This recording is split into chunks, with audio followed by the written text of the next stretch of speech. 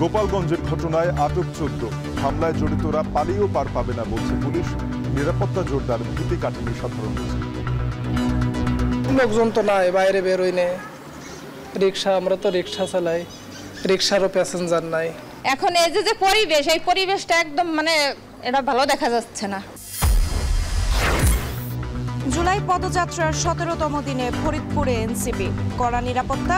গোপালগঞ্জের সব উপজেলায় আবারও কর্মসূচি হবে, ফেসবুকে নাহিদ। গোপালগঞ্জের ঘটনায় ভোট নিয়ে শঙ্কা, ষড়যন্ত্র দেখছে বিএনপি সহ বিভিন্ন দল। জামায়াত বলছে সংস্কার ছাড়া ভোট সুষ্ঠু হবে না। গণ অভ্যুত্থানে প্রাণহানির পর ছাত্রলীগ মুক্ত ঢাবি ক্যাম্পাস, গায়েবানা জানাজায় পুলিশের ব্যারিকেড ভাঙে ছাত্র জনতা। কফিন মিছিল এবং গায়েবানা জানাজা, ভাই এটা বললাম যেটা ভালো আইডিয়া।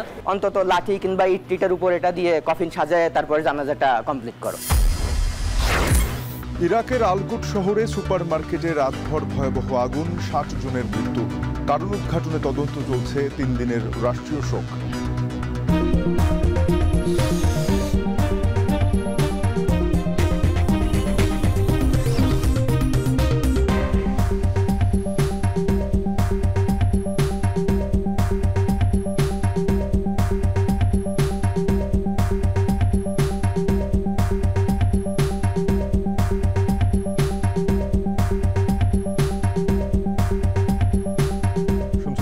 স্বাগত। এখন দুপুরে আপনাদের সাথে আছে আমরা দুজন, আমি তানজিম শাফিন এবং আমি সুমাইরা রাজি। গোপালগঞ্জে এনসিপির কর্মসূচিতে নিষিদ্ধ ছাত্রলীগ আওয়ামী লীগের হামলা, সংঘর্ষ, হতাহতের ঘটনায় এখন পর্যন্ত 14 জনকে আটক করা হয়েছে।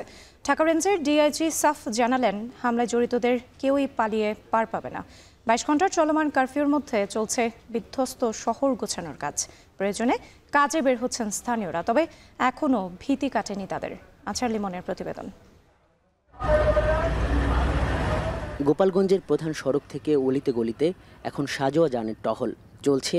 22 ঘন্টার কারফিউর চাদরে মোড়া গোপালগঞ্জকে স্বাভাবিক পরিস্থিতিতে ফিরিয়ে আনার তোড়জোড়। বিধ্বস্ত শহরকে গুছিয়ে আনতে চলছে পরিচ্ছন্নতা অভিযানও। বুধবার এনসিপির গোপালগঞ্জ সমাবেশ শেষ করে ফিরতি গাড়িবহরে আওয়ামী লীগ ও ছাত্রলীগের হামলার পর হতাহতের যে সহিংস ঘটনা ঘটেছে তা থেকে আবার স্বাভাবিক জীবনযাত্রায় ফেরানোর প্রশাসনের এসব উদ্যোগ সকাল গড়িয়ে মধ্যাহ্নের সময়টাতে স্পষ্ট হয় এবং এই সময়টাতেই ধ্বংসস্তূপ সরিয়ে সংঘাতের সড়ককে ফেরানো হয় আগের রূপে। কিন্তু ইট পাটকেল, সিমেন্টের স্ল্যাব আর তরুণের বাঁশলাঠি সরার সঙ্গে ব্যাপক টহলের মুখে সড়কে কমে আসে মানুষেরও আনাগোনা। তাই প্রশ্ন আসে, ভয় কমলো কতটা? লোকজন তো নাই, বাইরে বেরোই নে। রিক্সা, আমরা তো রিক্সা চালাই, রিক্সারও প্যাসেঞ্জার নাই। ঘর থেকে বাড়িতে বেরোয়। রাস্তাঘাটের পরিস্থিতি খারাপ, লোকজন বেরোয় না, মানুষের ভিতরে আতঙ্ক রয়েছে, ভয় রয়েছে। সাধারণ মানুষ নিরাপত্তা নাই, কিছু না, তা মানুষ কিভাবে বেরোবে? গেছি দোকানে কাজে, মহাজন দোকান খুলতে দেন, আমাকে বেতন দেবে, আমরা চলবো কি দোকান? আমাকে তো বিশাল হয়রানি হবে গরিব মানুষের। কথা উঠেছে, গোপালগঞ্জ তো এমন নয় যা বাংলাদেশের বাইরের কোনো ভূখণ্ড। তাহলে রাজনৈতিক অধিকার, সমাবেশ করতে পারবে না অন্য কেউ, কেন মানা হবে পুরনো সেই রীতি? আবার কেউ বলছে, এনসিপি কেন কর্মসূচির নাম পরিবর্তন করলো গোপালগঞ্জকে কেন্দ্র করে? মিশ্র প্রতিক্রিয়ায় ভারাক্রান্ত মানুষেরা কেন প্রাণ ঝরল? কেনই বা সমূলে হত্যার মতো আক্রমণ চালানোর পরিস্থিতি তৈরি করলো গণঅভ্যুত্থানে নেতৃত্ব দেওয়া ছাত্রদের বিরোধীরা? শান্তিপূর্ণ সমাবেশে একটা বিশৃঙ্খল পরিবেশ করে সাধারণ জনদুর্ভোগ এবং যেই সব লোকগুলো যারা গতকাল মারা গেছে, এইসব আশা আমরা কখনোই করি না। আইন শৃঙ্খলা বাহিনীর একটা প্রস্তুতি থাকতো, ভালো প্রস্তুতি থাকতো, এবং যদি তারা একটা ব্যালেন্স করতে পারতো আইন শৃঙ্খলা বাহিনী আগে থেকে প্রস্তুতি নিয়ে, তাহলে প্রাণহানির ঘটনা বা সংঘর্ষের ঘটনা রোধ করে এই এনসিপির যে সমাবেশটি ছিল, এটি সমাবেশটি সফলভাবে করা যেত। এরকম ঘটনা আমরা চাই না। আমরা আগে যেরকম স্বাভাবিক সুস্থ পরিবেশ ছিল, এরকম পরিবেশ চাই। মানুষের এই ক্ষোভের উপসংহারে দোষ পড়ছে নিরাপত্তা বাহিনীগুলোর উপরই। যদিও দফায় দফায় পরিদর্শন শেষে বাহিনী ও কর্তৃপক্ষের কর্তারা বলছেন, এখন আর ভয় নেই, কোনো অপরাধী পালিয়ে বাঁচতে পারবে না। কোনো আতঙ্ক দেখছি না। আমরা তো যথেষ্ট ফোর্স মোতায়েন আছে জনমনে শান্তি আনার জন্য, জনগণের শান্তি শৃঙ্খলা রক্ষার জন্য। আমাদের যা যা করণীয় ইনশাআল্লাহ আমরা তাই করছি। গতকালকে সিচুয়েশন অনুযায়ী তো আজকে আমরা সেভাবে প্রিপেয়ার্ড আছি। যদি কোনো কিছু আসে বা কোনো কিছু আমরা ওরকম টের পাই, তাহলে অবশ্যই আমরা ক্যাপাবল। এবং আপনারা নিজেরাই দেখছেন যে এখানে আমাদের যতটুকু স্ট্রেনথেন করার দরকার আমরা ততটুকুই করেছি। অবশ্য বুধবার রাত 8টা থেকে শুরু হওয়া এই কারফিউর মধ্যে গোপালগঞ্জ পুলিশ আটক করেছে অন্তত 14 জনকে। আজহার লিমন, এখন গোপালগঞ্জ। গোপালগঞ্জের আইন শৃঙ্খলা পরিস্থিতির সবশেষ অবস্থা জানাতে সেখানে আছেন সহকর্মী আজহার লিমন, যুক্ত হচ্ছে তার সাথে। আজহার, গত রাত 8টা থেকে তো কারফিউ শুরু হয়েছে, কি পরিস্থিতি বর্তমানে? স্থানীয় মানুষজন দেখছিলাম আপনার প্রতিবেদনে থমথমে অবস্থা বিরাজ করছে, তাদের কি প্রতিক্রিয়া?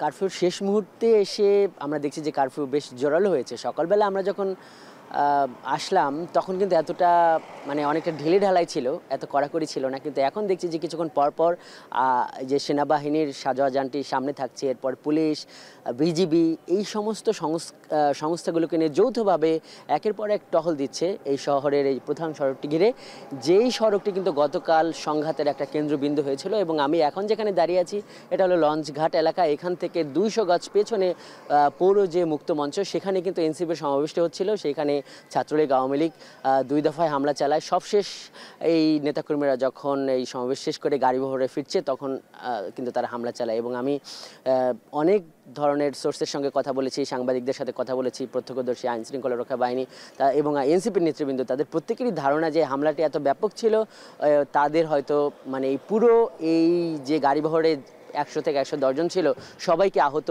সবাইকে একদম প্রাণনাশের একটা শঙ্কার মতো পরিস্থিতি চলে গিয়েছিল। এবং তারপর কিন্তু তাদেরকে এই সেনাবাহিনী তাদের কনভয় করে তাদেরকে সেখান থেকে বের করে নিয়ে আসে। এবং এর পরে যে সহিংসতা, হতাহতের ঘটনার জন্ম দিয়েছে, তা আসলে এই গোপালগঞ্জের মানুষকে একদম মানে তাদের উপর একটা ব্যাপক প্রভাব পড়েছে। তারা ট্রমায় আছে, তাদের সামনে এই ঘটনাগুলো ঘটেছে। তারা যেটি বলছে যে তারা এর অবসান চান। তারা বলছেন যে কোনো একটা রাজনৈতিক দল সভা সমাবেশ করতে চাইলে, বিশেষ করে গণঅভ্যুত্থান পরবর্তী সময়, তারা বলছে সেই অধিকার তাদের আছে এবং তারা সেটি করতে পারবে। প্রত্যেকের রাজনীতিটা কোনো ধরনের সংঘাত না হোক। আইন শৃঙ্খলা রক্ষা বাহিনীর প্রতি তাদের বড় একটা আক্ষেপ আছে যে আগের থেকেই বিভিন্ন পক্ষ এটা নিয়ে এক ধরনের উস্কানি দিচ্ছিল। সেই ক্ষেত্রে আইন শৃঙ্খলা রক্ষা বাহিনী এখন যতটা কঠোর, গতকাল থেকে এতটা কঠোর হলে এই ঘটনা ঘটতে কিনা, তারা কিন্তু এই ক্ষোভ, এই দুঃখগুলো কিন্তু প্রকাশ করছেন। এই বিভিন্ন সংস্থা, কর্তৃপক্ষের যারা ঊর্ধ্বতন কর্মকর্তা, তারাও বারবার এই শহরকে পরিদর্শন করছেন। আমরা কিছুক্ষণ আগে এই গোপালগঞ্জ কারাগারের সামনে গিয়েছিলাম। ওই কারাগারটিতেও কিন্তু হামলার জেরে ওইখানে এই আওয়ামী লীগ এবং যুবলীগের লোকেরা সেখানে কিন্তু হামলা চালিয়েছে এবং ওই কারাগারের প্রতিটি কাচ, দেয়াল কিন্তু ভেঙে গেছে সেখানে। এবং এই পুলিশের ডিআইজি যিনি কর্মকর্তা, এই সমস্ত কর্মকর্তারা বলেছেন যে এখন আর শঙ্কা নেই এবং যারা এই সমস্ত অপরাধে জড়িত তারা আসলে পালিয়েও বাঁচতে পারবে না। এই ছিল শাপিন গোপালগঞ্জ থেকে এখন পর্যন্ত আমার কাছ থেকে সবশেষ। আজহার, আপনি থাকবেন সেখানে, আমরা পরবর্তীতে আপনার কাছ থেকে আবারও গোপালগঞ্জের পরিস্থিতি নিয়ে জানিয়ে দেব দর্শকদের। এদিকে গোপালগঞ্জের ঘটনার পর খুলনা থেকে ফরিদপুরে এসেছে এনসিপি নেতারা, যোগ দিয়েছেন জুলাই পদযাত্রার 17তম দিনের কর্মসূচিতে। এনসিপির জুলাই পদযাত্রার খবর সংগ্রহে ফরিদপুর সার্কিট হাউসের সামনে রয়েছেন সহকর্মী জাওয়াদ মাহমুদ, যুক্ত হব তার সাথে।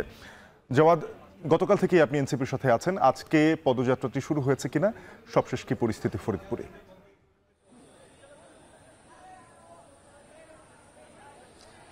বেলা 1:30 নাগাদ এনসিপির শীর্ষ নেতারা নাহিদ ইসলাম, হাসনাত সার্জিরা আমরা দেখেছি যে এই যে সার্কিট হাউস রয়েছে ফরিদপুর, সেখানে প্রবেশ করেছে এবং এখন কিন্তু আমরা দেখেছি তাদের যে জুলাই পদযাত্রা সেটি কিন্তু শুরু হয়েছে। আমার পেছনে আপনারা নিশ্চয়ই দেখতে পাচ্ছেন এখানে কিন্তু আইন শৃঙ্খলা বাহিনীর একটি সরব উপস্থিতি যেমন রয়েছে এবং এখানের স্থানীয় নেতাকর্মীরা এনসিপির এবং যারা কেন্দ্র থেকে অর্থাৎ ঢাকা থেকে যারা এসেছেন, এখানে নাহিদ যোগ দিয়েছেন, সার্জিস আলম যোগ দিয়েছেন, নাসিরুদ্দিন পাটোয়ারিকে আমরা দেখেছি, তারা সবাই কিন্তু এখানে আছেন এবং তারা এখানে কথা বলা শুরু করছেন। আমরা দেখছি যে এখন নাসিরুদ্দিন পাটোয়ারি কথা বলছেন এবং তাদের নেতাকর্মীদের দিক নির্দেশনা দিচ্ছেন। এবং এর আগে আমরা যেটি দেখেছি, আমরা কিছুক্ষণ আগে এখানের যে ফরিদপুর জেলা পুলিশ সুপার তার সাথে কথা বলেছেন। তিনি বলেছেন গোপালগঞ্জের মতো যদি কেউ ঘটনায় ফরিদপুরে ঘটাতে চায় তাহলে কাউকে ছাড় দেওয়া হবে না এবং এখানের আইন শৃঙ্খলা নিয়ন্ত্রণের জন্য 550 অর্থাৎ 550 জন পুলিশ সদস্যকে, অতিরিক্ত পুলিশ সদস্য মোতায়েন করা হয়েছে। এবং আমরা সেটি স্পষ্ট দেখি যখন শহরে ঢুকেছি এবং যেখানে মঞ্চ করা হয়েছে, অর্থাৎ এই যে সার্কিট হাউস থেকে যেটি বলা হচ্ছে যে জনতা ব্যাংক মোড় শহরের কেন্দ্রে, সেখানে মূলত যে মঞ্চটি করা হয়েছে সেখানে গিয়ে একটি সংক্ষিপ্ত সমাবেশ করবে এবং বক্তব্য দেখবেন। তারা বক্তব্য দিবেন। সেখানে কিন্তু আমরা দেখেছি যে পুলিশের একটি সদস্যরা তারা মোতায়েন করা হয়েছে এবং তারা একটি সতর্ক দৃষ্টি রাখছে এবং এখানে কিন্তু কয়েক স্তরের নিরাপত্তা দেখেছি। আমরা দেখেছি যে যারা পোশাকধারী শৃঙ্খলা বাহিনী, যেমন দেখেছি আমরা গোয়েন্দা সংস্থার লোকদের কথাও এখানে পুলিশ সুপার আমাদেরকে জানিয়েছেন যে কয়েক স্তরের নিরাপত্তা বলয় তারা তৈরি করেছেন এবং এখন মূলত এই সার্কিট হাউসের ঠিক সামনের যে গেটটি, প্রধান ফটক যে রয়েছে, সেখান থেকে এই পদযাত্রাটি শুরু করছে এবং আমরা দেখছি যে এই পদযাত্রার নেতৃত্ব দিচ্ছেন নাসিরউদ্দিন পাটোয়ারি, এনসিপির শীর্ষ নেতা, এবং তারা স্লোগান দিচ্ছেন। আপনারা দেখতে পাচ্ছেন তারা আসলে এখন শেষ মুহূর্তের যে শুরু হওয়ার প্রস্তুতি সেটি নিচ্ছেন। আমরা দেখছি যে এই যে হাসনাত আব্দুল্লাহকে যদি আমরা এখনো দেখতে পাইনি, কিন্তু সার্জিস, নাহিদ ইসলাম তারা কিন্তু এখানে বক্তব্য রাখছে এবং তারা হাঁটা শুরু করেছে। এই যে তাদের জুলাই পদযাত্রা, সেটি তারা প্রায় 1 কিলোমিটার, অর্থাৎ যেটি কিছুক্ষণ আগেই বলার চেষ্টা করেছি, এই সার্কিট হাউস থেকে মূলত 1 কিলোমিটার দূরে যেটি জনতা ব্যাংকের মোড় শহরের কেন্দ্রে, সেখানে তারা হেঁটে হেঁটে যাবেন এবং এই পুরো সড়কটি জুড়ে তারা মানুষের সাথে কথা বলবেন। নেতারা যেটি জানিয়েছেন, তারা আসলে এই যে জুলাই ঘোষণাপত্র নিয়ে তারা সারা দেশে বার্তা ছড়াচ্ছেন সেটি তারা বলবেন এবং তারা যে একটি নতুন সংবিধান চাচ্ছেন বা সংবিধান প্রণয়নের কথা বলছেন, সেই সংবিধানের কথা যে সেটি প্রয়োজনীয়তা এবং সেটি কেন প্রয়োজন, এই বিষয়গুলো তারা আসলে সামনে আমরা দেখেছি যে তারা জনগণের সামনে তারা তুলে ধরবেন বা সেটি তারা বলছেন। এবং গতকালকের যে গোপালগঞ্জে নিষিদ্ধ ছাত্রলীগ এবং আওয়ামী লীগ হামলা করেছে, সেটি নিয়েও তারা এখানে বড় ধরনের বক্তব্য দিবেন বা বার্তা দিবেন। এখানের স্থানীয় নেতাকর্মী তাদের সাথে কথা বলেছি, তারা তেমনটি প্রত্যাশা করছেন। যদিও গতকাল নাহিদ ইসলাম কিন্তু আমরা দেখেছি যে খুলনা প্রেস ক্লাবে রাতে একটি তাৎক্ষণিক প্রতিক্রিয়া দিয়েছেন যে এই যে ঘটনা তার সুষ্ঠু বিচারের তারা দাবি জানিয়েছেন এবং গোপালগঞ্জ থেকে তাদের ভাষায় তারা বলছেন যে মুজিববাদের কবর তারা রচনা করবেন এবং তাদের ভাষায় সকল সন্ত্রাসীদের তারা প্রতিহত করবেন এবং প্রয়োজনে তিনি একটি সামাজিক যোগাযোগ মাধ্যমে কিন্তু আমরা দেখেছি যে ফেসবুক স্ট্যাটাস তিনি দিয়েছেন যে প্রয়োজনে তারা গোপালগঞ্জের প্রতিটি ইউনিয়নে, উপজেলায় তারা তাদের সমাবেশ সেটি তারা করবেন। আমরা দেখছি যে আনুষ্ঠানিকভাবে জুলাই পদযাত্রা সেটি কিন্তু শুরু হয়ে গিয়েছে এবং আমি দেখানোর চেষ্টা করছি যে আপনাদেরকে তাদের এই পদযাত্রা সেটি তারা ইতিমধ্যে শুরু করেছে এবং আমরা কয়েকশো নেতাকর্মীর এখানে উপস্থিতি আমরা দেখছি যে শতাধিক নেতাকর্মীরা এখানে মূলত উপস্থিত হয়েছে এবং আরেকটি বিষয় দেখছি যে এখানে আমরা যদি জানিয়ে রাখি যে এখন পর্যন্ত এই যে পদযাত্রাটি সেটি এখান থেকেই শুরু হয়েছে এবং এই 1 ঘন্টা তারা বা এই 1 কিলোমিটার পথ তারা হাঁটবেন এবং মানুষের কাছে তাদের বার্তাটি পৌঁছে দিবেন। ফরিদপুর থেকে সহকর্মী জাওয়াদ মাহমুদ জানাচ্ছিলেন এনসিপির জুলাই পদযাত্রার 17তম দিনের কর্মসূচি নিয়ে। এদিকে গোপালগঞ্জ ও পুরো বাংলাদেশকে মুজিববাদী ফ্যাসিবাদ থেকে মুক্ত করা হবে। সামাজিক যোগাযোগ মাধ্যম ফেসবুকে পোস্টে একথা বলেছেন এনসিপির আহ্বায়ক নাহিদ ইসলাম। ফেসবুক পোস্টে তিনি লিখেছেন, পুরো বাংলাদেশের প্রতি দলের যে কমিটমেন্ট, গোপালগঞ্জের প্রতিও সেই একই কমিটমেন্ট। এ সময় তিনি গোপালগঞ্জের অধিবাসীদের প্রতি রাজনৈতিক বৈষম্যের বিরোধিতা করেন বলে উল্লেখ করেন। আরও লিখেছেন, প্রশাসন ও নিরাপত্তা বাহিনীর সিকিউরিটি ক্লিয়ারেন্স পাওয়ার পরেই এনসিপি গোপালগঞ্জে প্রবেশ করে। অভিযোগ করে নাহিদ ইসলাম লিখেছেন, গোপালগঞ্জের বিভিন্ন উপজেলা থেকে দলের লোকজনকে সমাবেশস্থলে আসতে দেয়া হয়নি। বিভিন্ন জায়গায় বাস আটকে দেওয়ার কথাও জানান তিনি। নির্বাচিত সরকার যাতে ক্ষমতায় আসতে না পারে এজন্য আবারও ষড়যন্ত্র শুরু হয়েছে বলে মন্তব্য করেছেন বিএনপি চেয়ারপারসনের উপদেষ্টা জয়নুল আবদিন ফারুক। সকালে জাতীয় প্রেস ক্লাবের সামনে দলের ভারপ্রাপ্ত চেয়ারম্যান তারেক রহমানের বিরুদ্ধে কটূক্তির প্রতিবাদে জাসাস আয়োজিত প্রতিবাদ সভায় এ মন্তব্য করেন তিনি। লন্ডনে বৈঠকের পরেও কেন ষড়যন্ত্র হচ্ছে এমন প্রশ্ন তুলেন জয়নুল আবদিন ফারুক। আইনশৃঙ্খলা পরিস্থিতির যাতে অবনতি না হয় এজন্য রাজনৈতিক দলগুলো সরকারকে সহযোগিতা করছে বলেও উল্লেখ করেন তিনি। গোপালগঞ্জ পরিস্থিতির কথা উল্লেখ করে তিনি বলেন, বাংলাদেশের গণতন্ত্রকে হত্যা করার জন্যই এখনো ষড়যন্ত্র চলছে। বিএনপির এই নেতা বলেন, নির্বাচনকে ব্যাহত করার চেষ্টা করা হলে জনগণকে সাথে নিয়ে কঠিন জবাব দেওয়া হবে। কার ইঙ্গিতের শয়তান গোপালগঞ্জে এনসিপি নেতাদের উপর হামলা চালানো? এই হামলা পরিকল্পিত। আপনারা যেই পথে এগিয়ে যাচ্ছেন, বাংলাদেশকে আবার রসাতলে নেওয়ার, বাংলাদেশের গণতন্ত্রকে হত্যা করার, বাংলাদেশে আবার একটি নির্বাচিত সরকার কায়েম হোক, এই বিষয়টিকে দূরে ঠেলে রাখার জন্য আবার কারো কারো সাথে রাতে বসে বরিশালে মিটিং করে আবার নতুন ষড়যন্ত্র শুরু করছেন। গোপালগঞ্জের ঘটনার পর ভোট নিয়ে মানুষের মনে শঙ্কা জেগেছে বলে মন্তব্য করেছেন নাগরিক ঐক্যের সভাপতি মাহমুদুর রহমান মান্না। জাতীয় সমাজতান্ত্রিক দলের আলোচনা সভায় তিনি আরও বলেন, দেশে গণতন্ত্র প্রতিষ্ঠায় নির্বাচনের বিকল্প নেই। এ সময় বিএনপির স্থায়ী কমিটির সদস্য আমির খসরু মাহমুদ চৌধুরী বলেন, পেশি শক্তির রাজনীতি করছে এনসিপি। ৭২-এর সংবিধানকে ধরে আপনি আলোচনাটা করছেন। এই সংবিধানের অগণতান্ত্রিক, এই সংবিধানের স্বৈরতান্ত্রিক অথবা জবাবদিহিহীন ধারা পদ্ধতিগুলো আমরা পরিবর্তনের জন্য আলোচনা করছি। যে দিবস, যে অভ্যুত্থান পালন করতে, শ্রদ্ধা জানাতে আমরা এইখানেই সভা করছি, সেটা ছিল বিদ্রোহের, সেটা ছিল দ্রোহের, সেটা ছিল প্রতিবাদের, প্রতিরোধের। তাতে আমরা জিতেছি। কিন্তু এখন প্রতিবাদ নয়, প্রতিরোধ তো নয়, এখন রেকনসিলিয়েশন, নিজেদের মধ্যে সমঝোতা প্রতিষ্ঠা। এটা আওয়ামী লীগের ডিএনএ এর মধ্যে আছে। পেশি শক্তির মাধ্যমে রাজনীতি করতে হবে, সেটা যেটা গোপালগঞ্জে আমরা দেখেছি। সবাই বলেছে এত কিছুর পরও একটি পলাতক শক্তি, একটি রাজনীতিবিদ সম্পূর্ণভাবে যে প্রত্যাখ্যিত হয়েছে বাংলাদেশের মানুষ দ্বারা, বাংলাদেশের মাটিতে যাতে আগামী দিনে তাদের জন্য কোনো জায়গা দেওয়া, তাদের ফিরে আসার জন্য কোনো ধরনের সুযোগ সুবিধা সৃষ্টি করে দেওয়া, আমাদের সকলের দায়িত্ব। ঐক্যবদ্ধভাবে এই জায়গাটায় আমরা ঐক্যবদ্ধ থাকতে হবে। গোপালগঞ্জের ঘটনায় যথাযথ দায়িত্ব পালন করেনি আইন শৃঙ্খলা রক্ষাকারী বাহিনী, এমন অভিযোগ করেছেন জামায়াতে ইসলামের সেক্রেটারি জেনারেল মিয়া গোলাম পরওয়ার। এ সময় ফ্যাসিবাদ বিরোধী আন্দোলনে যারা রাজপথে ছিলেন তাদের বিরুদ্ধে যে কোনো হামলা হলে তাদের পক্ষে রাজপথে আন্দোলন অব্যাহত রাখার কথা জানান তিনি বলেন, সংস্কার না হলে নির্বাচন সুষ্ঠু হবে না, আবারও ফ্যাসিবাদ তৈরি হবে বলে মন্তব্য করেন তিনি। লেভেল প্লেইং ফিল্ড, রাজনৈতিক ময়দানে নির্বাচনকে নিরপেক্ষ করার প্রয়োজনে যে মাঠের সমতা প্রয়োজন, সে সমতা নেই। এই জন্য আমরা লেভেল প্লেইং ফিল্ডকে নিশ্চিতকরণের দাবি আমরা এই সমাবেশ থেকে তুলব।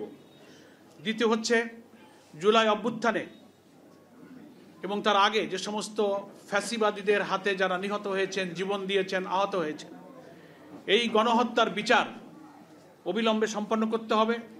নির্বাচনের পূর্বে মানবতা বিরোধী অপরাধ, এই সব অপরাধীদের বিচার যেন জাতির সামনে দৃশ্যমান হয়, এটা আমাদের এই জাতীয় মহাসমাবেশের অন্যতম দাবি। এরপর অবশ্যই নির্বাচন সুষ্ঠু করার প্রয়োজনে গণ আকাঙ্ক্ষা অনুযায়ী আমাদের কতগুলো রাষ্ট্রীয় অর্গান এবং বিভাগের মৌলিক সংস্কার শেষ করতে হবে। এই মৌলিক সংস্কারের দাবি আমরা এই জাতীয় সমাবেশ থেকে আবার তুলব। জুলাইয়ে আওয়ামী লীগ সরকারের নিপীড়নের বিরুদ্ধে শিক্ষার্থীদের প্রতিবাদ ক্রমেই ছড়িয়ে পড়ে সারা দেশে। 15 জুলাই ঢাকা বিশ্ববিদ্যালয়ের শিক্ষার্থীদের উপরে ছাত্রলীগের নারকীয় হামলার ঘটনায় ফুঁসে ওঠে ছাত্র জনতা। 16 জুলাই সেই ক্ষোভের প্রতিফলন দেখা যায় রাজপথে, শহীদ হন 6 জন। এদিন ছাত্রলীগ মুক্ত হয় ঢাকা বিশ্ববিদ্যালয়। পরদিন ঢাবিতে গায়েবানা জানাজা ও প্রতীকী কফিন মিছিল শুরু হলে ফের গুলি করে পুলিশ। এরপর শিক্ষার্থীদের আন্দোলন ছড়িয়ে পড়ে দেশব্যাপী, অংশ নেয় সর্বসাধারণ। হাসিব বিল্লার প্রতিবেদন।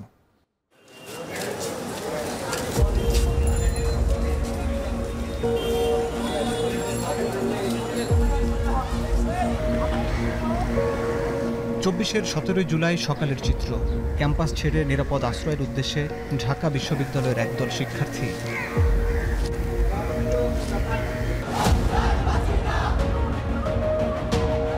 কারণ রাতে ঘটে গেছে বিস্ময়কর ঘটনা। বিগত 15 বছরে দেশের একক আধিপত্যবাদী ছাত্র সংগঠন ছাত্রলীগ ক্যাম্পাস থেকে বিতাড়িত হয়েছে। 15 জুলাই কোটা সংস্কার আন্দোলনের কর্মসূচিতে ছাত্রলীগের ন্যাক্কারজনক হামলার প্রতিশোধ নেয় সাধারণ শিক্ষার্থীরা। 16 জুলাই রাতে দখলমুক্ত হয় ঢাবির সকল আবাসিক হল। সবার মুখে চাপা ক্ষোভ। তো ওই দিন আমাদের প্ল্যান যে আমরা যে কোনোভাবে আমাদের ক্ষোভের বিস্ফোরণ ঘটবে এবং ছাত্রলীগকে ঘাড় ধাক্কা দিয়ে হল থেকে বের করব। 15 জুলাই ঢাবিতে ছাত্রলীগের হামলার প্রতিবাদে পরদিন সারা দেশের শিক্ষার্থীরা বিক্ষোভ মিছিল বের করে। প্রতিবাদ মিছিল থেকে শহীদ হন 6 জন। অতঃপর শিক্ষার্থী হত্যার প্রতিবাদে রাজু ভাস্কর্যের পাদদেশে প্রতীকী কফিন মিছিল ও গায়েবানা জানাজার সিদ্ধান্ত নেয় বৈষম্য বিরোধী ছাত্ররা। সন্ধ্যায় মাহমুদ ভাই ফোন দেয় যে আপনারা কি চিন্তা করছেন। তো আমি সাদিক ভাই সহ আমরা পরামর্শ করছিলাম। ফোনে সাদিক ভাই মাঝে মাঝে কথা বলছিল। তো মাহমুদ ভাইকে বলি, ভাই আমাদের সিদ্ধান্ত নিয়েছি আমরা, যে কর্মসূচিটা এরকম হতে পারে যে হচ্ছে কফিন মিছিল এবং গায়েবানা জানাজা। ভাই এটা বললেন যে এটা ভালো আইডিয়া। তারপর ওনারা নিজেদের মধ্যে ডিসকাস করলেন এবং সেম ওনারাও বাকি যারা ছিলেন সবার তো আসলে আন্দোলনের সমান ভাবনাই, সবাই সাথে সাথে এটা অ্যাপ্রুভ হলো। সন্ধ্যায় আবার মাহমুদ ভাই আবার ফোন দিলেন, রাতে ফোন দিয়ে বলে যে ভাই কর্মসূচি ঘোষণা হয়েছে, এখন বাস্তবায়নের দিকে মনোযোগ দিতে হবে।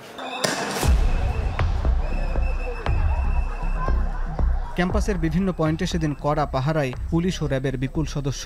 কফিন মিছিলে অংশ নিতে দুপুরে ক্যাম্পাসে আসেন গণতান্ত্রিক ছাত্রশক্তির তৎকালীন আহ্বায়ক আক্তার হোসেন। এতদিন আন্দোলনের নেপথ্যে থাকলেও সেদিন প্রথমবার প্রকাশ্যে আসলে তাকে টার্গেট করে পুলিশ।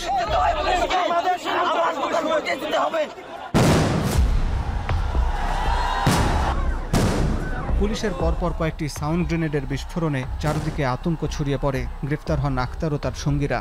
আমরা ক্যাম্পাসের শিক্ষার্থীরা আমরা আমাদের অধিকারের কথা ক্যাম্পাসে বলবো, আর পুলিশ এসে আমাদেরকে ক্যাম্পাস ছাড়া করবে, এটা কোনোভাবেই ন্যায্য হতে পারে না। আমি পুলিশের সঙ্গে এই বিষয়গুলো নিয়ে কথা বলছিলাম, কিন্তু পুলিশ সে সময়টাতে আমাকে জোর করে তারা কয়েকজন মিলে আমাকে ধাক্কা দিতে শুরু করে এবং দীপ্তকণ্ঠে আমরা বলেছিলাম যে আমাদের লাশ ক্যাম্পাস থেকে যাবে, কিন্তু আমরা আসলে ক্যাম্পাস থেকে এই পুলিশের নির্দেশনে আমরা ক্যাম্পাস ছেড়ে যাব না।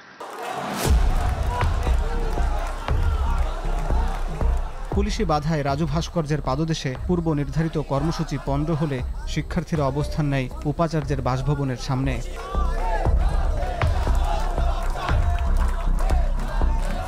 তবে ক্যাম্পাসে কফিন প্রবেশ করা সহজ ছিল না। প্রতিটি প্রবেশ পথে তখন আইনশৃঙ্খলা বাহিনীর কড়া নজরদারি।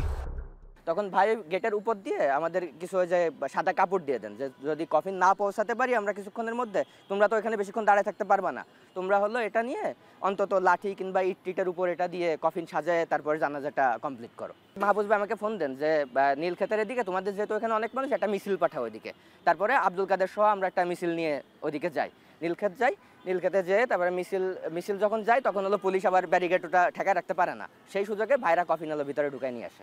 আমরা যখন এখান দিয়ে তাদেরকে কাপড় দিলাম, তারা কাপড় নিয়ে আসলো, কিন্তু কাঠ পাচ্ছে না বা হচ্ছে যে ওইরকম কফিন বানানোর মতো কোনো ব্যবস্থা পাচ্ছে না। তখন বললো ভাইয়া অন্তত একটা কফিন হলেও দেন। তাদের দরকার হচ্ছে যে অন্তত 60টা কফিন। তো ততক্ষণে ওই পুলিশের ব্যারিকেডটা পার হয়ে অ্যাম্বুলেন্স চলে আসছে। অ্যাম্বুলেন্সটা এসে বিসি কার্যালয়ের সামনে দাঁড়াইছে। তারা তো জানে না যে অ্যাম্বুলেন্সে যে কফিন আছে। বলা যায় ভাই কী করবো, তোমাদের সামনে দেখো অ্যাম্বুলেন্স আছে, অ্যাম্বুলেন্স খোলা, কফিন বের হবে। বিকেল 4টার আগে ভিসি চত্বরের সামনে কফিন পৌঁছায়। শুরু হয় গায়েবানা জানাজা।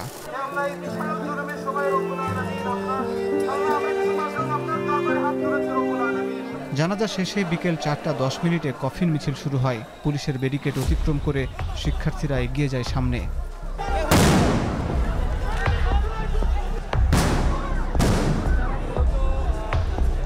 বেগম রোকেয়া হলের সামনে এগিয়ে গেলে মিছিলে সাউন্ড গ্রেনেড, রাবার বুলেট ও কাঁদনে গ্যাস নিক্ষেপ করে পুলিশ। শিক্ষার্থীরাও পুলিশের দিকে ইট পাটকেল ছুড়ে ছত্রভঙ্গ হয়ে যায় মিছিল।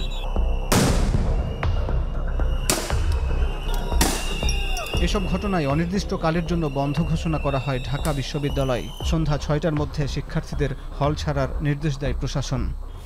জাতীয় সংকটে বারবার জনগণের পাশে এসে দাঁড়িয়েছে ঢাকা বিশ্ববিদ্যালয়ের শিক্ষার্থীরা। 52, 71, 90 কিংবা সবশেষ জুলাই গণঅভ্যুত্থানের সূচনা হয়েছে ক্যাম্পাস থেকেই। 24-এর 16 জুলাই ঢাবি ছাত্রলীগ মুক্ত হবার 20 দিনের মাথায় পতন হয় দীর্ঘদিনের কর্তৃত্ববাদী শাসকের। তাই পরবর্তী যে কোনো শাসকের জন্য এই ঘটনাগুলো উদাহরণ হয়ে থাকবে।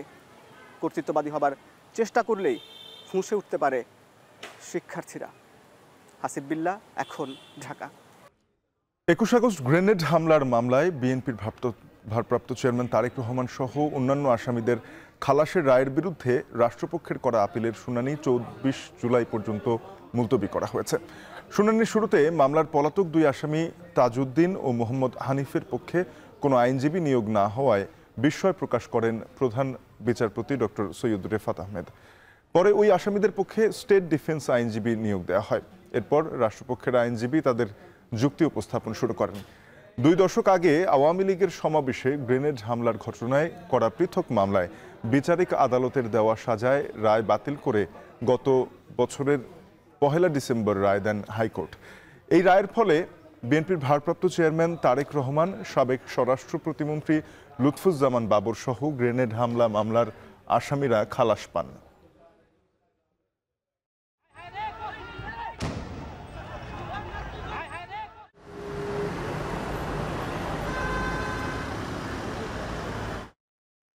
আগের অর্থ বছরের তুলনায় 2024-25 অর্থ বছরে মশক নিধনে 23 কোটি টাকা বাজেট বেশি ছিল ঢাকা উত্তর সিটির।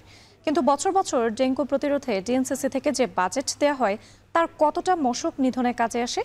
রোজ রোজ কি পুরো রাসায়নিক ছিটানো হয় সব এলাকায়? মাঠ পর্যায়ে দেখা গেল সব কিছুতেই ফাঁকে। শম্পা বিশ্বাস জানাচ্ছেন বাকিটা।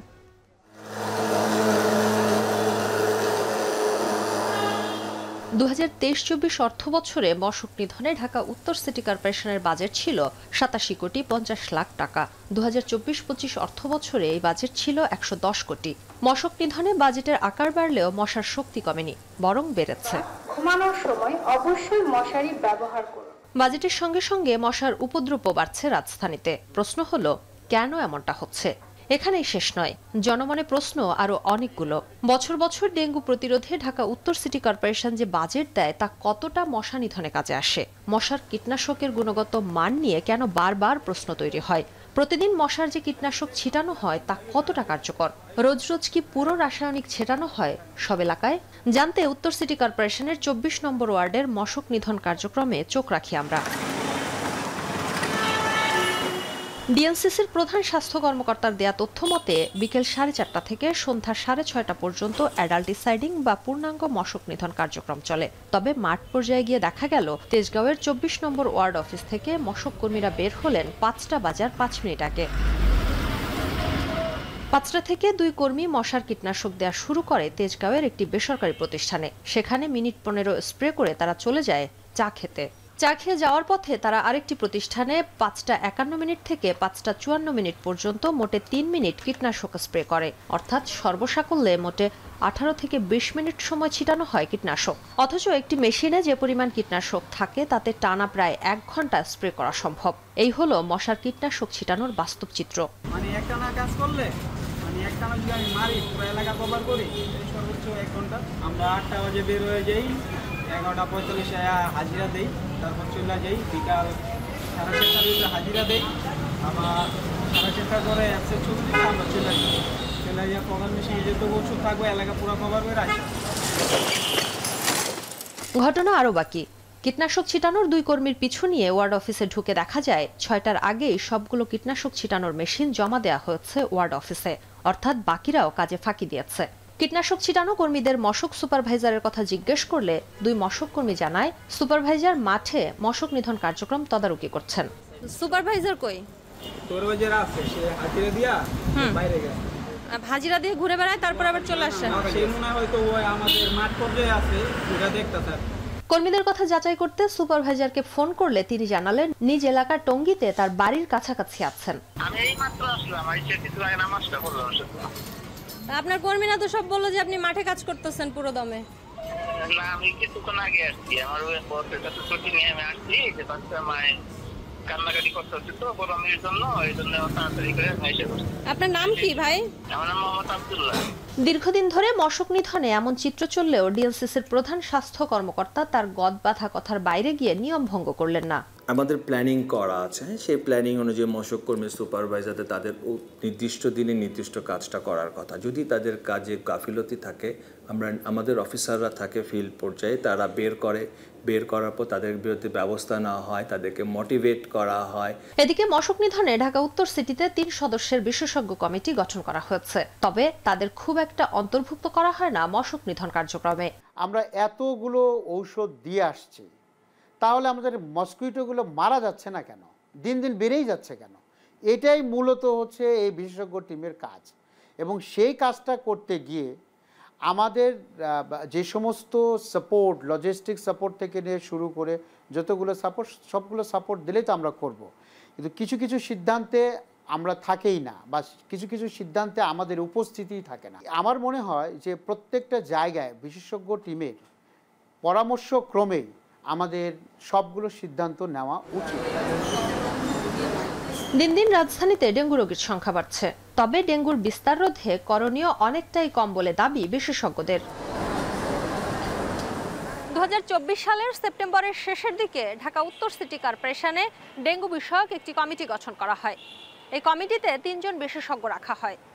তবে 1 বছর হতে চললেও এই বিশেষজ্ঞ কমিটির সঙ্গে সিটি কর্পোরেশনের বৈঠক হয়েছে মোটে 2 থেকে 3টি। একই সঙ্গে নতুন করে বিটিআই কেনার সিদ্ধান্ত নেওয়া হলেও সে বিষয়েও জানেন না এই বিশেষজ্ঞ কমিটি। অন্যদিকে ডেঙ্গু নিয়ে যে 3টি জরিপ করা হয়, একটি মৌসুম পূর্ববর্তী জরিপ, মৌসুমকালীন জরিপ এবং অপরটি মৌসুম পরবর্তী জরিপ, সেটিরও 2024 সালের মৌসুম পরবর্তী জরিপ করা হয়নি। 2025 সালের শুরুতে যে মৌসুম পূর্ববর্তী জরিপটি করা হয় সেটিকে চালিয়ে দেওয়া হয় 2024 সালের মৌসুম পরবর্তী জরিপ হিসেবে। একই সঙ্গে এখনো পর্যন্ত করা হয়নি মৌসুমকালীন জরিপ। তাহলে কিভাবে জনগণ ডেঙ্গু বিষয়ে সচেতন হবে এবং কিভাবে ডেঙ্গুকে প্রতিরোধ করবে, সেই প্রশ্ন জনমনে। শম্পা বিশ্বাস, এখন, ঢাকা। দেশের রেলপথে প্রথমবারের মতো শুরু হচ্ছে যাত্রীদের লাগেজ স্ক্যানিং। আগামী মাস থেকে কক্সবাজার, ঢাকা ও চট্টগ্রাম রেল স্টেশনে বসানো হচ্ছে যুক্তরাষ্ট্রের তৈরি আধুনিক স্ক্যানার। রেলপথে মাদক ও অবৈধ পণ্য চোরাচালান রোধে এই পদক্ষেপ নিয়েছে কর্তৃপক্ষ। বিশেষ করে কক্সবাজারের সাথে রুট চালুর পর তা আরও বেড়েছে। রেলওয়ের এমন সিদ্ধান্তে খুশি যাত্রীরাও। কাজী মাহফুজের প্রতিবেদন। আকাশপথে যাত্রীদের জন্য লাগেজ স্ক্যানিং এখন স্বাভাবিক ঘটনা। নিরাপত্তা নিশ্চিত করতে বিমানবন্দরের স্পর্শকাতর এলাকায় লাগেজ স্ক্যানিং করা হয় নিয়মিত। কিন্তু অভ্যন্তরীণ যাত্রায় সড়ক কিংবা রেলপথে লাগেজ স্ক্যানিংয়ের অভিজ্ঞতা নেই যাত্রীদের। তবে এবার প্রথমবারের মতো রেল ভ্রমণে লাগেজ বা ব্যাগ স্ক্যানিংয়ের উদ্যোগ নিয়েছে কর্তৃপক্ষ, যা শুরু হচ্ছে আগামী মাসেই। আমেরিকার তৈরি অ্যাস্ট্রোফিজিক্স ব্র্যান্ডের এই স্ক্যানারটি ইতোমধ্যে স্থাপনের কাজ শুরু হয়েছে পূর্বাঞ্চলের বিভিন্ন স্টেশনে। করা হয়েছে পরীক্ষা নিরীক্ষাও। এই স্ক্যানারে ধরা পড়বে অবৈধ মালামাল, মাদক ও চোরাই পণ্য। রেল কর্মকর্তাদের পাশাপাশি এটি পরিচালনার দায়িত্বে থাকবে রেলওয়ে নিরাপত্তা বাহিনী। ঢাকা, চট্টগ্রাম এবং কক্সবাজার 3টে স্টেশনের লাগেজ স্ক্যানার বসানো হয়েছে। এটা মূলত সন্দেহভাজন যাত্রীদের লাগেজ চেক করা হবে এবং অবৈধ মালামাল পাওয়া গেলে তাদের বিরুদ্ধে আইনগত ব্যবস্থা নেওয়া হবে। যাত্রীর চাপ বেশি থাকায় আইনশৃঙ্খলা বাহিনীকে এড়িয়ে রেলকে অবৈধ পণ্য পরিবহনের বাহন হিসেবে ব্যবহার করে অপরাধী চক্র। বিশেষ করে কক্সবাজারের সাথে সারা দেশের রেল যোগাযোগ স্থাপন হওয়ায় বেড়েছে মাদক পাচার। গত 6 মাসের তথ্য বলছে চট্টগ্রাম অঞ্চলে মাদক মামলা ও জব্দ মাদকের পরিমাণ আগের বছরের চাইতে 30% বেড়েছে। বিষয়টির নজরে এলে কক্সবাজার, চট্টগ্রাম ও ঢাকা স্টেশনে লাগেজ স্ক্যানিং মেশিন বসানোর সিদ্ধান্ত নেয় রেল কর্তৃপক্ষ। কক্সবাজারে অনেকেই একটা কথা আছে যে কক্সবাজার থেকে ইয়াবা বা অন্যান্য মাদক পাচার হচ্ছে বা হতে পারে, সেই জন্য কক্সবাজার স্টেশন এবং চট্টগ্রাম স্টেশন, ঢাকা কমলাপুর স্টেশন, যেহেতু দুটো গন্তব্যই কক্সবাজার থেকে ট্রেন আসা যাওয়া করে, এই জন্য তিনটো স্টেশনে লাগেজ স্ক্যানার বসানো হয়েছে। রেল স্টেশনে আধুনিক প্রযুক্তির ব্যবহারকে যুগান্তকারী উদ্যোগ হিসেবে দেখছেন যাত্রীরা। তবে কেউ যেন হয়রানির শিকার না হয় সেটি নিশ্চিতের দাবি যাত্রীদের। রেলওয়ে পুলিশ বলছে লাগেজের পাশাপাশি সন্দেহভাজন যাত্রীকেও স্ক্যানিংয়ের আওতায় আনবে কর্তৃপক্ষ। চিন্তা এগুলো সবই হচ্ছে, সো এগুলো হচ্ছে মেইনলি ড্রাগসের কারণে। সো স্ক্যানারগুলো বসানোর কারণে আশা করি একটু কমবে। কক্সবাজার থেকে ইয়াবা বা অন্যান্য মাদক দ্রব্য বহন করে এগুলো রোধ করা যাবে। লাগেজ স্ক্যানার দরকার, বিশেষ করে আমাদের প্ল্যাটফর্মগুলোতে, স্টেশনগুলোতে। এটা কারণ হলো যে আমরা যদি মানুষকে এমনি লাগেজ চেক করি অথবা 1 by 1 চেক করি, মানুষ আসলে খুবই বিরক্ত হয়। এটা আসলে কাইন্ড অফ হ্যারাসমেন্ট। এটা অ্যাভয়েড করার জন্য আমরা লাগেজ স্ক্যানার ইন্ট্রোডিউস করতে চাচ্ছি। আপাতত রেল পূর্বাঞ্চলে শুরু হলেও ভবিষ্যতে দেশের সব বিভাগকে স্ক্যানিংয়ের আওতায় আনার পরিকল্পনা রেল কর্তৃপক্ষের। কাজী মাহফুজ, এখন, চট্টগ্রাম। যুব উদ্যোক্তা, বিনিয়োগ নীতি এবং বাস্তুতন্ত্র শীর্ষক কর্মশালা শেষে কথা বলছেন স্থানীয় সরকার উপদেষ্টা আসিফ মাহমুদ সজীব ভূঁইয়া। আমরা সরাসরি যুক্ত হচ্ছে সেখানে। যেই দলটিকে এবং যেই মার্কাটি ব্যবহার করে মানুষের ভোটাধিকার হরণ করা হয়েছে কোটি কোটি মানুষের 3 দফায়, সেই মার্কাটিকে আবারও রাখাটা এটা জুলাই গণঅভ্যুত্থানের স্পিরিটের সাথে সাংঘর্ষিক। ধন্যবাদ। সজীব ভাই, আমার একটা কোশ্চেন আছে। অনেক হয়েছে। এবারে দেশের বাইরের খবর। ইরাকের পূর্বাঞ্চলীয় আলকুট শহরের একটি শপিং মলে ভয়াবহ আগুনে 61 জনের মৃত্যু হয়েছে। রাষ্ট্রীয় সংবাদ মাধ্যম IN-এর বরাত দিয়ে বিষয়টি নিশ্চিত করেছে আল জাজিরা। প্রত্যক্ষদর্শীরা জানান, বুধবার রাতে 5তলা ভবনের 2য় তলায় এসির বিস্ফোরণ থেকে ছড়িয়ে যায় আগুন। দমকল বাহিনীর রাতভর চেষ্টায় আগুন নিয়ন্ত্রণে আসে, তবে এ ঘটনায় 3 দিনের রাষ্ট্রীয় শোক জানিয়েছে দেশটির সরকার। জাহানারা ভূঁইয়ার প্রতিবেদন। ইরাকের পূর্বাঞ্চলীয় আলকুট শহরের একটি শপিং মলে ভয়াবহ আগুনের দৃশ্য এটি। বুধবার রাতে 5 তলার এই ভবনটিতে হঠাৎ আগুন ধরে যায়। সে সময় আগুনে পুড়ে মৃত্যু হয় অর্ধশতাধিক মানুষের। এ ঘটনায় এখনও নিখোঁজ রয়েছেন অনেকে। দমকল কর্মীদের রাতভর চেষ্টায় নিয়ন্ত্রণে আসে আগুন। রাষ্ট্রীয় সংবাদ মাধ্যম INA এর বরাত দিয়ে বিষয়টি নিশ্চিত করেছে আল জাজিরা। কার্নিশ হাইপার মার্কেট নামের এই মলটিতে বেশ কয়েকটি সুপার শপ, রেস্টুরেন্ট ও দোকান ছিল। দুর্ঘটনার সময় পরিবার নিয়ে অনেকে খেতে গিয়েছিল সেখানে। প্রত্যক্ষদর্শীরা জানায়, ভবনের 2য় তলায় এসির বিস্ফোরণে হঠাৎ আগুন লেগে যায়। দ্রুত তা ছড়িয়ে গেলে সে সময় এর ভেতরে আটকা পড়ে অনেকে। এতেই মৃত্যু হয় তাদের। দুর্ঘটনার মাত্র 5 দিন আগে উদ্বোধন করা হয় এই মলটি। আগুনে গুরুতর দগ্ধদের কুট শহর থেকে 160 কিলোমিটার দূরে বাগদাদ শহরে চিকিৎসার জন্য পাঠানো হয়। প্রাদেশিক সরকার মোহাম্মদ আল মিয়াহি জানান, এ ঘটনায় তদন্ত চলছে। 48 ঘন্টার মধ্যে এর প্রতিবেদন দাখিল করা হবে। এছাড়াও শপিং মলের মালিকের বিরুদ্ধে মামলার বিষয়টিও নিশ্চিত করেন তিনি। ইরাকের আগুনের এই ঘটনায় 3 দিনের রাষ্ট্রীয় শোক জানিয়েছে দেশটির সরকার। জাহানারা ভূঁইয়া, এখন বিশ্ব। পরমাণু ইস্যুতে চুক্তিতে পৌঁছেছে। আগস্টের শেষ পর্যন্ত ইরানকে সময় বেঁধে দিতে যুক্তরাষ্ট্রের প্রস্তাবে সম্মত যুক্তরাজ্য, ফ্রান্স ও জার্মানি। মার্কিন প্রেসিডেন্টের দাবি, ইরান সমঝোতা চাইলেও তাড়াহুড়ো করছে না যুক্তরাষ্ট্র। বিপরীতে ইরানের সর্বোচ্চ ধর্মীয় নেতা জানান, যে কোনো সামরিক আগ্রাসনের জবাব দিতে প্রস্তুত রয়েছে তার দেশ। নাফিয়া আরমান মনন জানাচ্ছেন বাকিটা। 12 দিনের ইরান ইসরায়েল রক্তক্ষয়ী যুদ্ধের পর বিশ্বজুড়ে আলোচনায় পরমাণু চুক্তি প্রসঙ্গ। এখনও তেহরানকে বৈঠকে বসাতে রাজি করাতে পারেনি ওয়াশিংটন। এমন পরিস্থিতিতে ইসলামী প্রজাতন্ত্রকে চাপে রাখতে নতুন কৌশল অবলম্বন করেছে পশ্চিমারা। মার্কিন সংবাদ মাধ্যম এক্সিওসের প্রতিবেদন বলছে, ইরানকে পরমাণু চুক্তিতে পৌঁছাতে আগস্ট মাসের শেষ পর্যন্ত সময় বেঁধে দিচ্ছে যুক্তরাষ্ট্র, যাতে সমর্থন দিয়েছে যুক্তরাজ্য, ফ্রান্স ও জার্মানি। ডেডলাইনের মধ্যে চুক্তিতে না পৌঁছালে স্বয়ংক্রিয়ভাবে ইরানের ওপর আরোপ করা হবে জাতিসংঘের নিষেধাজ্ঞা, যা 2015 সালে চুক্তির সময় প্রত্যাহার করা হয়। জাতিসংঘের গঠনতন্ত্র অনুযায়ী নিষেধাজ্ঞা সক্রিয় করতে প্রয়োজন 30 দিন। আগামী অক্টোবরে জাতিসংঘ নিরাপত্তা পরিষদে সভাপতির দায়িত্ব নেবে রাশিয়া। এর আগেই পুরো প্রক্রিয়া সম্পন্ন করতে চায় পশ্চিমারা। তাই ইরানকে চুক্তিতে আসার জন্য আগস্টের শেষ পর্যন্ত সময় দেয়া হচ্ছে। এদিকে ট্রাম্পের দাবি, ইরান সমঝোতা চাইলেও তাড়াহুড়ো করছেন না তিনি। বাহরাইনের ক্রাউন প্রিন্সের সঙ্গে বৈঠকের সময় মার্কিন প্রেসিডেন্ট জানান, যুক্তরাষ্ট্রের হামলায় ইরানের পরমাণু স্থাপনা ধ্বংস হওয়ায় বল এখন পেজিশকিয়ান প্রশাসনের কোর্টে।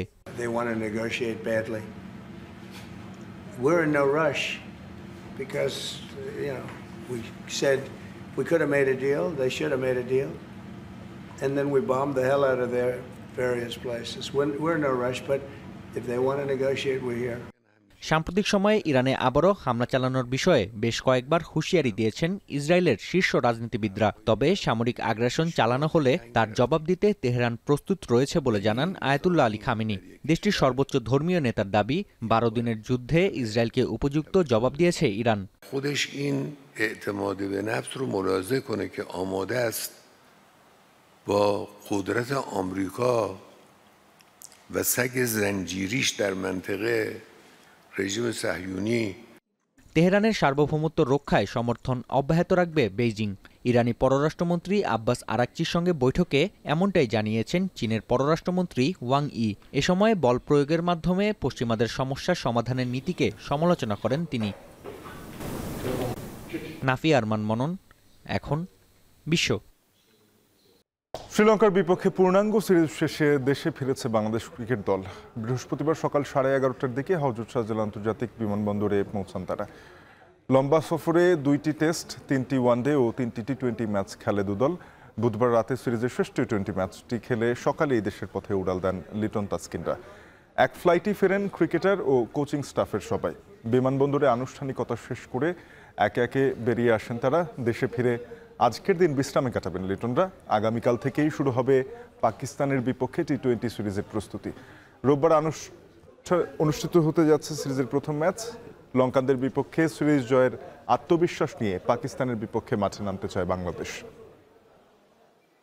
স্টার্ট করেছি আমরা কিন্তু খুব ভালো টেস্ট খেলে, যে টেস্টের ড্রটা আপনি উইনিং ড্র বলতে পারবেন। এরপর আমাদের টেস্ট একটা ভালো যায়নি। ওডিআই সিরিজে কিন্তু একটা জিনিস আমরা ভালো হচ্ছে যে একটা ম্যাচ ফার্স্ট ম্যাচ হারার পর যেভাবে ব্যাক করেছিল সেকেন্ড ম্যাচে, ওইটাও খুব ভালো একটা পজিটিভ সাইন ছিল। এরপর হয়তো বা সিরিজ জিততে পারিনি, বাট ফার্স্ট ম্যাচ টি-20 সিরিজে হারার পর the way we played, I thought it was clinical. খুবই ভালো পারফরমেন্স ছিল। আমাদের সবার আস্থা রাখতে হবে এই টিমের উপর, এবং আমরা যদি এদেরকে সাপোর্ট করি আমরা এই টিম নিয়ে ইনশাআল্লাহ অনেক দূরে যেতে পারব। শেষ করছি এখন দুপুর। যাবার আগে শিরোনামগুলো জানাবো আরেকবার। গোপালগঞ্জের ঘটনায় আটক 14, হামলায় জড়িতরা পালিয়েও পার পাবে না বলছে পুলিশ। নিরাপত্তা জোরদার, ভীতি কাটেনি সাধারণের।